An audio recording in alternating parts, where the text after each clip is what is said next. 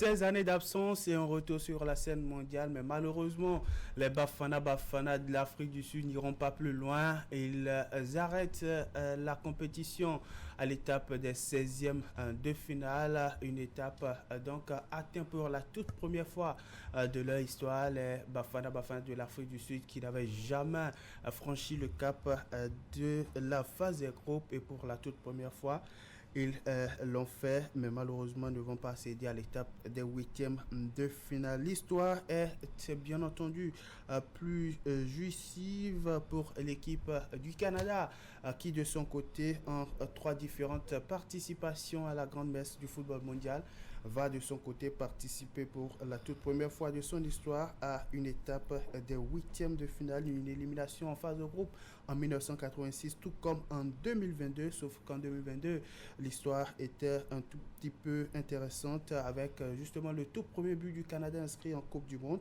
Et cette fois-ci, c'est une qualification historique à l'étape des 16e de finale que les hommes de Jesse ont décroché justement au détriment de l'équipe de l'Afrique du Sud. Kevin, qualification historique pour le Canada. Vous attendiez à un tel scénario avant donc le coup d'envoi? Non, mais après, c'est le football et miser déjà sur une équipe. Généralement, on pense un peu plus aux stats et on s'en remet un peu plus aux qualités, un peu plus de cette équipe-là. Mais pour cette rencontre, on voit un peu plus une rencontre très très serrée, une rencontre qui sera âprement discutée. Après, dans la présentation ou dans la prestation proposée par les deux équipes, c'est vrai que nous étions quand même à une autre étape de la compétition, donc les 16e de finale. Il fallait forcément une équipe éliminée. Mais on a vu quand même une prestation un peu plus décevante de la part de cette équipe sud-africaine qui, pendant 90 minutes, a montré quand même un style de jeu très très moyen, un style de jeu, un match qui est d'ailleurs à très vite oublié. Parce que déjà dans la prestation, franchement, c'était pas du tout bien ce que cette équipe-là a produit comme jeu. En même temps, une équipe canadienne qui également n'était pas forcément à 100%, mais qui a su quand même punir l'adversaire quand il le fallait. Alors que vous avez une équipe sud-africaine qui, au lieu de jouer la rencontre, qui au lieu de titiller l'adversaire, respecter son adversaire, ne voulait forcément pas aller quand même scorer, donc mettre le but, rester un peu plus à l'abri et n'essayant pas forcément de jouer. Il y a cette équipe-là en face qui, à la dernière minute, a trouvé l'occasion et a puni. Après, il y a eu moult occasions dans la partie, mais cette équipe canadienne a su quand même mettre le but quand il le fallait, briser un peu plus les espoirs de cette équipe sud-africaine qui, ma foi, jouait un peu plus dans la posture de cette équipe-là qui voulait forcément aller déjà dans les phases de prolongation, pourquoi pas au tir au but. Tir au but où il pensait quand même miser un peu plus sur ce gardien-là qui n'est plus à présenter, Williams, qui pourrait leur permettre un peu plus de partir un peu plus avec le biais qualificatif. Alors que le football, ce n'est pas forcément de la mathématique comme on a l'habitude de le dire. Je pense que l'adversaire a su quand même piquer, donc a su quand même punir quand il le fallait. Et je pense que les rêves des Sud-Africains sont brisés. Ils vont devoir quand même revenir très prochainement pour nous montrer encore qu'ils en ont un peu plus à prouver sur le continent africain que dans le monde en général en fait. Oui, dans le monde en général, il c'est Bafana qui revient sur la scène mondiale après donc 16 années d'absence. Vous le voyez aller un peu plus loin ou les Canadiens plutôt non, les Sud-Africains qui reviennent sur la scène mondiale après donc 16 années d'absence. Le prestation après donc une entrée en liste mitigée, défaite 2-0 face au Mexique, après un nul face à la Tchéquie et une victoire face à la Corée du Sud. Après donc ces différentes prestations, vous les voyez aller un peu plus loin, tout comme les autres représentants de l'Afrique Non, mais après, c'est le propre des pays africains où quand on fait face un peu plus à l'adversaire, on essaie quand même de trop respecter l'adversaire en fait.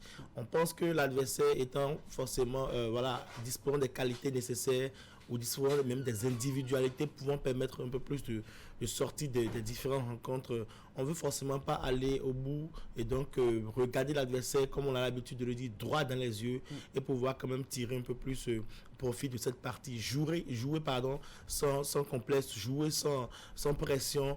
Et cette équipe sud-africaine n'était pas forcément au rendez-vous, ne voulait forcément pas jouer. On a l'impression que l'idée c'était quand même de pouvoir jongler ou bien de pouvoir bâcler la rencontre.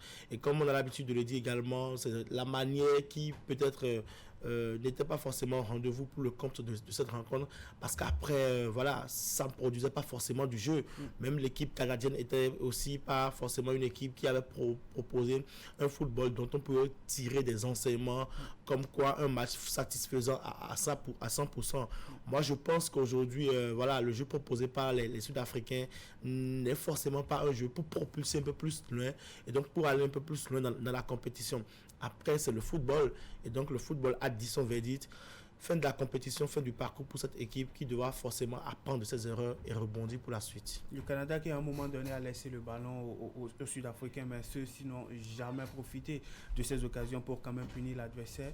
Avez-vous senti une sorte d'impréparation au niveau donc, du jeu des Bafana Bafana, puisque lors de leur précédent match, on a aussi senti ce manque de lucidité vraiment devant les buts? Ouais, c'est clair, c'est pas manque de préparation. La préparation était au rendez-vous.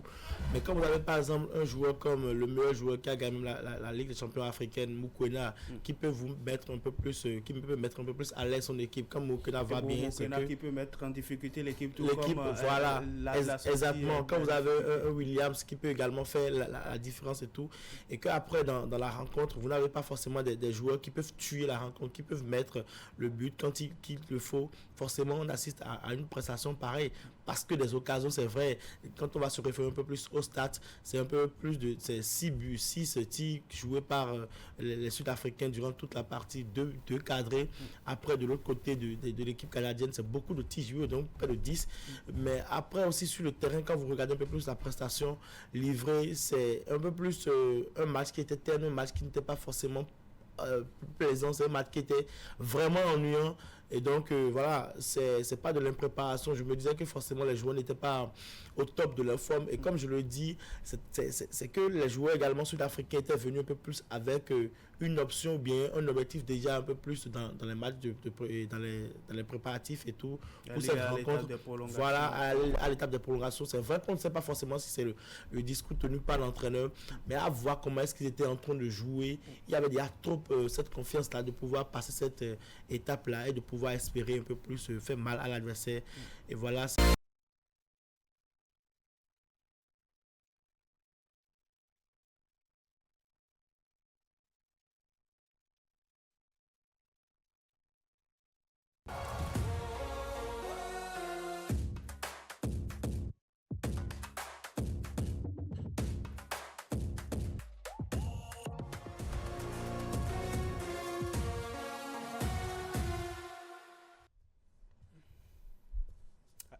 Allez. C'était donc une petite interruption, Candide. Oui. Voilà. Bon, nous parlons football. Oui, et en football, il y a toujours une mi-temps. Donc, on est allé à la pause rapidement. Évidemment. Le temps de revenir ici. Une pause fraîcheur, une break rapide pour justement reprendre les discussions par ici. Allez, on parlait justement de cette toute première affiche de l'étape des 16e de finale qui a été lancée. Une étape qui a été lancée avec une seule affiche, l'affiche qui a opposé l'un des 9 représentants du continent encore en lice, notamment l'équipe de l'Afrique du Sud, mais qui est désormais out après donc avoir été éliminé par l'équipe du Canada. Tanguy, on parlait justement de l'issue de cette rencontre, un match au bout de l'ennui qui s'est soldé par la victoire du Canada qui en 3 participations s'offre enfin sa qualification pour le 8e de finale. Tout à fait. Et d'ailleurs, je crois que ça aura été mérité, tout au moins au nom de l'investissement fait pour organiser le tournoi. Oui. On n'a pas vu 2 équipes qui étaient vraiment entreprenantes, qui avaient envie de passer le cap. Oui. Et surtout le représentant africain aussi, qui quand même avait montré notre visage, mettons, avant cette étape, ce match-là. J'avoue que les Sud-Africains, en tout cas à mon sens, ont été très décevants pour la copie qu'ils ont rendue hier. Moi, je connais un football sud-africain maintenant très pressant, d'une certaine qualité, d'une certaine hauteur, etc. Et dans cette équipe de Bafana Bafana, on avait quand même un certain nombre de joueurs qui ont un niveau, je dois dire, plus que mondial. Quand vous prenez par exemple le gardien de but, Williams, par exemple, qui quand même, lors de cette dernière très sollicité absolument, qui a répondu. Quand vous voyez par exemple Mokoena, qui est un milieu offensif, qui donne aussi un peu de ce qu'il a dans le ventre. On a quand même ces éléments qui, dans l'équipe, permettent de dire, bon, elle pourrait passer le cap. Seulement que les individualités ne font pas forcément, je dois dire, le jeu collectif d'une équipe de football. Et ça a manqué sérieusement au Bafana Bafana. Il y avait une déception de l'équipe sud-africaine? Oui, une profonde déception. D'ailleurs, je ne sais pas pourquoi est-ce que les équipes africaines doivent nous décevoir sur la scène mondiale. Et elles ont toute la haine, pardon, quand on est en Cannes, etc. Mais au mondial, j'ai bien l'impression qu'ils se contentent ou qu'elles se contentent, je dois dire, de juste passer le cap du groupe. Et puis ça y est, elles ont remporté leur mondial. Or, aujourd'hui, je crois qu'on peut traiter d'égal à égal avec toutes les équipes du monde, quel que soit leur niveau, pour prétendre au titre une fois tout au moins. Donc, je crois qu'il leur faudra encore travailler, notamment au niveau du mental. Et quand je parle du mental, ce n'est pas forcément lié à la compétition, etc. Mais le mental vis-à-vis du comportement qu'on peut avoir en tant que citoyen d'une nation, en tant qu'acteur défendant les couleurs, je dois dire, d'un continent. Et ça manque beaucoup justement à nos ambassadeurs souvent. Et ce qui a plus aidé l'équipe du Canada hier, après donc beaucoup de phases de jeu vendangées, c'est justement l'entrée en jeu d'Alfonso Davies, la star de cette équipe qui a été très impactant avec justement le jeu proposé avec Jonathan David et bien d'autres. L'impact de Alfonso Davies, vous le voyez titularisé pour la suite de la compétition? Bien sûr. Après, quand on suivait la rencontre, c'était pas forcément... je pense que le coach s'est adapté un peu plus à ce que proposait cette équipe sud-africaine, parce que l'entrée d'Alfonso Davies, comme vous le dites si bien, a quand même basculé un peu plus la rencontre, a apporté un peu plus à ce que proposait cette équipe-là du Canada. Et je voyais plus cette équipe du Canada qui a commencé un peu plus à presser, qui avait quand même soif de pouvoir mettre un thème à la rencontre, n'allant forcément pas aux prolongations. Et après, c'est un coach gagnant, même s'il n'a pas marqué, il a quand même essayé d'apporter à son équipe de venir un peu plus en renfort, permettant à son équipe de pouvoir remporter la victoire. Et même sur le but, une erreur, voilà, et une frappe qui a été très vite enveloppée, donc mettant un peu plus l'adversaire en difficulté. Je pense que pour les rencontres à venir, il va falloir également un peu plus miser sur sur la qualité ou bien sur cette prestation déjà de ce joueur-là qu'on ne présente plus. Allez, comment voyez-vous la suite pour le Canada qui sera face soit au Maroc, soit aux Pays-Bas, qui joue ce soir? Non, mais après, c'est très tôt de le dire. On va voir déjà le jeu que va nous présenter cette équipe du Maroc qui joue ce soir face au Japon. Et après, même le Pays-Bas également, pardon. Ouais. Et donc, après, on pourra quand même essayer de tirer les enseignements de ces différentes prestations et voir un peu plus ce que le Canada fera. Après, quand on est pays organisateur et que vous passez le premier tour de la compétition, vous passez déjà après le premier tour de la compétition, vous arrivez quand même à gagner votre première rencontre. C'est déjà tout bénéfice pour vous. En même temps, plus vous allez loin dans la compétition, plus quand même ça vous permet de plus gagner en confiance. Et le Canada se doit actuellement de se reposer une journée, de reprendre très vite les entraînements pour revenir en force. Tanguy, quelle suite pour le Canada? On ne pourrait pas dire au regard de leurs prestations hier, et quand on sait qu'en face, c'est quand même les Pays-Bas qu'ils vont rencontrer, ces joueurs canadiens. Le niveau n'est pas forcément le même, et on a l'impression que les Pays-Bas, en tout cas pour la prestation lors de la phase de groupe, est venu avec un message assez clair, c'est d'aller le plus loin possible dans la compétition. Mais bon, le Canada a l'avantage d'être pays organisateur, ça pèse, parce que le 12e homme, c'est toujours quelque chose. Et il y a aussi que l'œil de l'arbitre ne voit pas toutes les choses souvent aussi comme le pays organisateur. Donc, je crois que ces éléments pourraient aider un peu le Canada.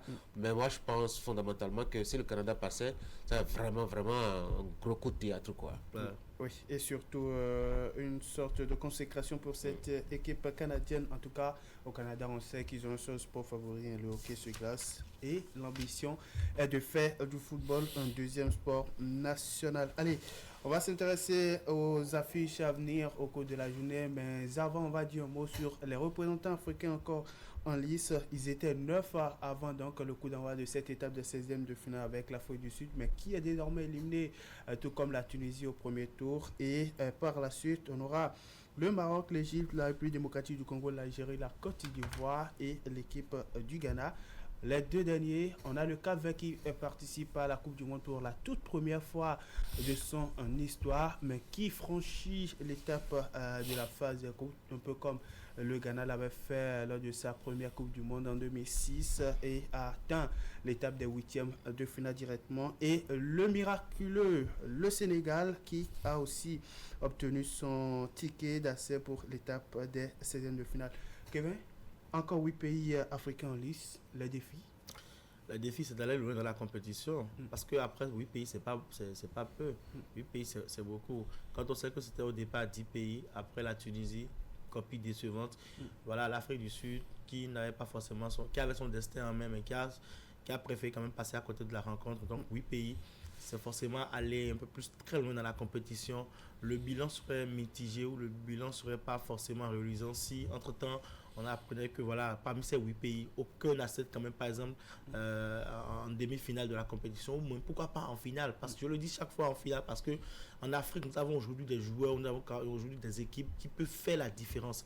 Et donc, après, pour y arriver, il faut y mettre du sérieux dans ce que l'on fait. Il faut y mettre du sérieux dans les préparatifs, dans la préparation de ces différentes rencontres. Et chaque match joué doit être un match joué comme si c'était une finale. Parce que vous accédez au second tour de la compétition, il ne faut pas verser dans, comme on a l'habitude de le dire, sortir par la petite porte ou je ne sais pas, défaite honorable. Il faut arrêter un moment avec ça et jouer. Un peu comme les Sud-Africains. Oui, il faut jouer au football et aller loin dans la compétition et montrer que l'Afrique a quand même les âmes nécessaires. Et là-dessus, nous avons vu par exemple le Sénégal qui, dos au mur, a sublimé, a montré une très belle rencontre, 5-0. Nous avons vu le Maroc, on ne va plus présenter. On a quand même d'autres équipes. Il y a l'Algérie qui est là, il y a la Côte d'Ivoire qui est là, qui peut montrer, qui a déjà montré dans la phase de groupe qu'elle peut regarder quand même droit dans les yeux de l'adversaire, même s'il y a des péchés. Je pense qu'il faut corriger tout cela et revenir en force, nous proposer un bon football. 8 pays, ma foi, c'est beaucoup pour la suite de la compétition.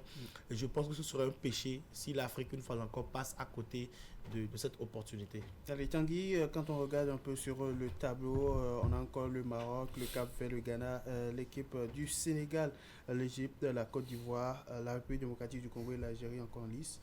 Lesquels voyez-vous à l'étape suivante, au-delà donc des 16e de finale? Oui, bon, il faut déjà commencer à miser sur ceux qui ont eu un bon parcours, notamment pour la CAN précédente.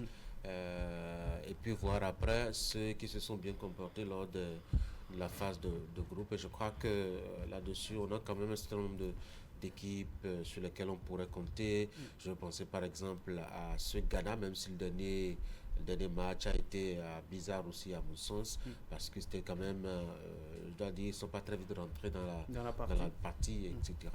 Le Ghana qui n'est pas mal. D'ailleurs, j'ai toujours vu le Ghana en Coupe du Monde comme étant, en tout cas, l'équipe qui est à sa compétition, parce que c'est l'équipe, la nation qui a moins participé, je dois dire, à la Coupe du Monde, mais qui a quand même eu un parcours intéressant quand on y voit, quand on le voit de près.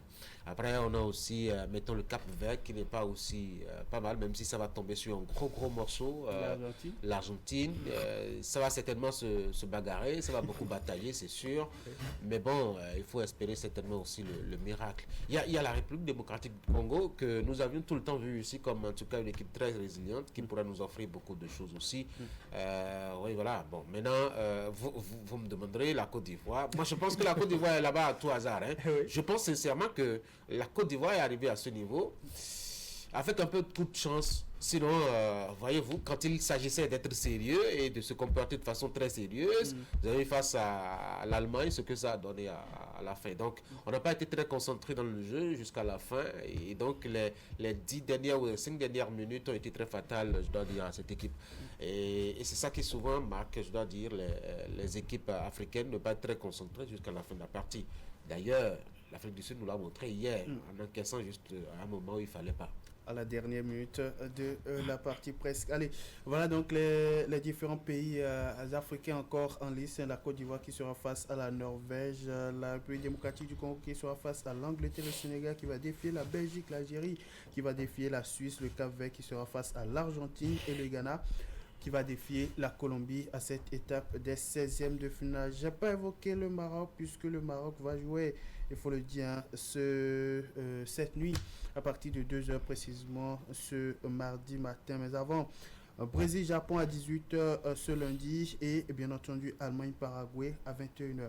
Ok, bien, Brésil-Japon, le Brésil qui est passé presque à côté du carton plein dans son groupe, qui sera face à l'équipe du Japon, l'un des meilleurs du continent asiatique. Ouais, je pense que ça doit être une rencontre où le talent fera face un peu plus à l'organisation. Talent parce que quand vous prenez cette équipe brésilienne, c'est une équipe qui a quand même beaucoup de force, une qualité offensive qu'on ne doit plus forcément présenter ici. Beaucoup de joueurs qui peuvent faire la différence. Et sur ce coup, nous avons déjà un certain Vinicius qui, depuis le premier match de cette compétition, essaie quand même de bien s'illustrer avec voilà, les buts marqués. Après, nous avons en face une équipe, une autre qui n'est pas moindre, qui est aussi, comme vous l'avez dit, très connue de l'autre côté de l'Asie et qui essaie quand même toujours de prouver. Je pense qu'on aura droit quand même à une rencontre très très serrée parce qu'en face, ce sera quand même un adversaire qui, ma foi, peut être sous-estimé par voilà, le Brésil. Mais en même temps, il faut faire très attention parce que quand on parle du Japon, il peut faire mal à n'importe quel moment. Donc après, je pense que la rencontre sera très très serrée. Il va falloir que le Brésil soit un peu plus un Brésil qu'on le connaît parce que qu'on le veuille ou non, le Brésil est venu à cette Coupe du Monde avec le statut d'équipe favorite, donc d'équipe qui pourra quand même remporter les différentes rencontres. Donc je vois que l'individualité va plus compter dans cette rencontre, à l'instar de cette Vinicius, comme j'ai commencé à le dire, de l'autre côté du Japon également. Donc je pense que voilà, ce sera une rencontre, une très belle rencontre. Mais après, on a toujours analysé les rencontres sur papier en tenant compte des forces et des faiblesses des différentes équipes.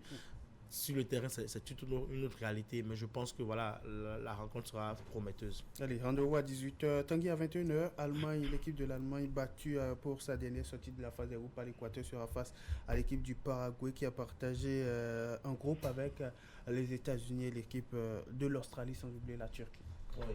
Bon, évidemment, quand on voit le parcours des deux équipes, on peut se dire que très clairement, les Européens partent en étant favoris. Mais le football, on va espérer justement que cela nous offre un beau spectacle. Et à 2h du matin, le Maroc, le deuxième représentant qui va entrer en lice à cette étape des saisons de finale sera face aux Pays-Bas. Pays-Bas. Oui, ça va être un gros challenge, faut-il le dire, parce que les Pays-Bas, c'est quand même clair dans leur tête quand on voit un peu comment ils se sont comportés en phase de groupe. Je crois que ça va pas être une partie de plaisir pour les Marocains. Et si les Marocains doivent tenir encore, je dois dire, ce qu'ils ont fait en phase de groupe, je crois qu'ils vont s'arrêter à ce niveau-là, parce qu'il faut monter de cran le niveau pour pouvoir quand même tenir tête à cette équipe de la Hollande. Et je ne sais pas si le Maroc ne nous a pas proposé définitivement ce dont il est capable jusque-là, parce que j'ai pas eu l'impression que progressivement, à mesure que la compétition a évolué, a avancé, qu'ils ont donné le sentiment qu'ils en avaient encore, je dois dire, dans le ventre qu'ils pourraient nous proposer. Lors de l'édition précédente, c'était quand même, ils sont montés crescendo, ce qui n'est pas forcément le cas cette saison, mais bon, ils peuvent surprendre les gens, hein. J'attends de voir, parce que si pendant l'édition passée, ils ont pu peut-être battre la Belgique et amener l'Espagne jusqu'au tir au but, je me demande si ça va pouvoir être le cas face aux Pays-Bas aujourd'hui. Allez, à 2h, le Maroc qui va jouer sa survie dans la compétition face aux Pays-Bas. Ouais, c'est deux équipes qui viennent un peu plus en confiance. Vous voyez un Pays-Bas qui est sorti des phases de groupe avec de très belles prestations, même si également il y a des choses à dire. C'est 10 buts marqués, même s'ils ont même s'ils ont encaissé, c'est pas rien. En même temps, le Maroc également qui arrive en confiance, qui veut rééditer l'espoir donc de 2022 sur Qatar. Donc après, on aura vraiment une rencontre qui sera âprement disputée. Maintenant, après, le Maroc doit nous montrer quand même qu'elle est quand même une équipe forte, parce que la pression doit être plus sur cette équipe. On a dit quand vous êtes premier, c'est bien, mais quand il faut toujours maintenir la place de premier qui est difficile. Aujourd'hui, le Maroc, c'est le meilleur élève de la classe parce qu'il est parvenu quand même à s'arrêter quand même en demi-finale d'une Coupe du Monde. Cette fois-ci, l'objectif doit être plus, donc aller en finale. Et pour cela, je pense que cette équipe pourra quand même nous montrer un peu plus un très beau football. Bonne chance à l'équipe. Et on va prendre le rendez-vous. Rendez-vous à 2h donc pour suivre les représentants du continent, les Lions de l'Atlas du Maroc qui seront face donc aux Oranges des Pays-Bas à partir de 2h, un peu plus tôt à 21h. L'Allemagne sera face au Paraguay à 18h. Le Brésil va défier l'équipe donc du Japon. On va se retrouver par ici demain Tanguy pour un nouveau numéro. Merci beaucoup à vous, chers messieurs. Merci. Bonne journée. Merci. Merci. Mesdames et messieurs, voici mon deuxième invité.